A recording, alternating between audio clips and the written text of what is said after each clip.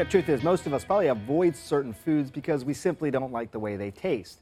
But even if we're told that they're healthy, there are many foods on the market that will taste great but still contain ingredients that are potentially hazardous to your health. And this is where it gets interesting.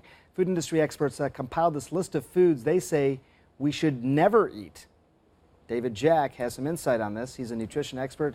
He's also contributing editor to Men's Health magazine. Thanks for joining us. It's a pleasure to be here. You know, this is going to open a lot of eyes, I think, because again, you know, and I'm guilty of this as well. As a doc, you tell people what you think are the right foods to eat, and nutrition is such an important part of their health. But then we have to dig a little bit deeper sometimes, as you've done here. We've got some of these foods sort of laid out. Maybe we can just sort of talk through this. Sure. The strawberries right over here. Healthy food. So, you know, strawberries, one of the things we have the environmental working group that comes up each year with this list of the clean 15 and the dirty dozen. Right. And basically what they look at is they look at fruits and vegetables, how they're grown, and how they're treated with pesticides. So we have a fruit like a strawberry that actually, when they spray strawberries with pesticides, they're in gear that protects them while they're spraying the strawberries with the pesticides. And it's like, is that good for our body? So they've studied that there's over 13 pesticides in the common strawberry. So we think we're eating healthy, but really we have to choose, in this case, organic, to get away from those pesticides, which are so detrimental to our health, and ultimately get back to good food as it was designed. You don't need to buy everything organic, as the article also meant. Then this dirty dozen, a lot of them are if you're peeling the fruit, for example, Yes. you're getting rid of it. With strawberries, you don't have that luxury. Yeah, and actually this year what's interesting, we're finding kale's on that list, which never was, because it's in such popular demand now that some of it is getting the overspray because it's grown in crops near other things. So it's really getting interesting. It's fascinating. White chocolate. Now, a lot of people aren't going to put white chocolate immediately on the healthy list, but there's, again, more than meets the eye here. Well, chocolate is something that actually, in its rawest form, cacao, that bean, is really very healthy, and it has high antioxidants. It really helps our body be well. Right. There's obviously things that help brain function in chocolate. What happens, like with other foods, is the beauty of that food gets stripped down and stripped away and gets processed. So what we end up with this kind of healthy snack we want to give ourselves just to feel good, and we think we're doing good for ourselves, takes out all the nutrition. Right. So we really want to stay closer to the dark chocolate, that organic cacao that keeps all those key nutrients inside of it. You get the healthy snack, but you also get benefit from it.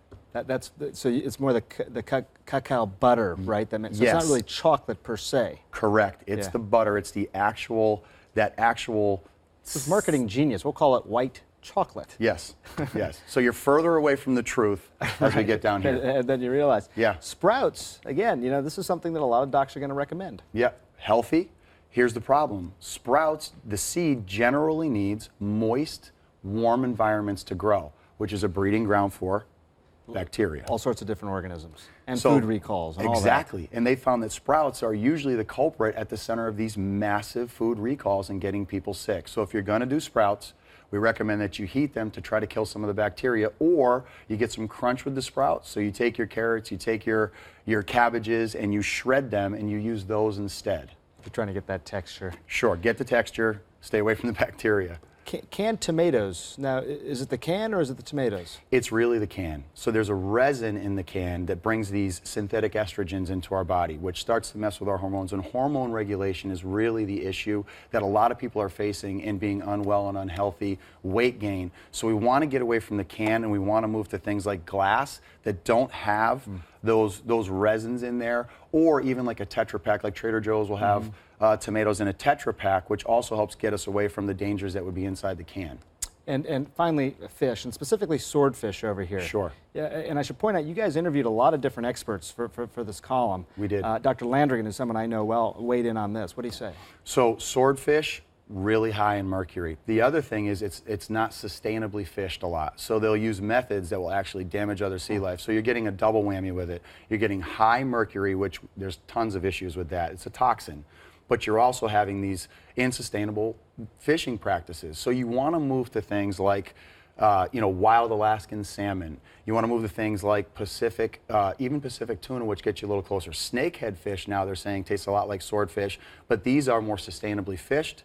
They're line caught, they're trolled for, the mercury's down, so it's better for the environment, it's better for your body. Have you had snakehead fish? I haven't yet. I heard it tastes a lot like swordfish. I know, I got to get over the name a little bit, but I'm willing to give it a shot. Change that name, maybe. Really appreciate it. Thank you so much. Thanks for being here. Pleasure. Appreciate it.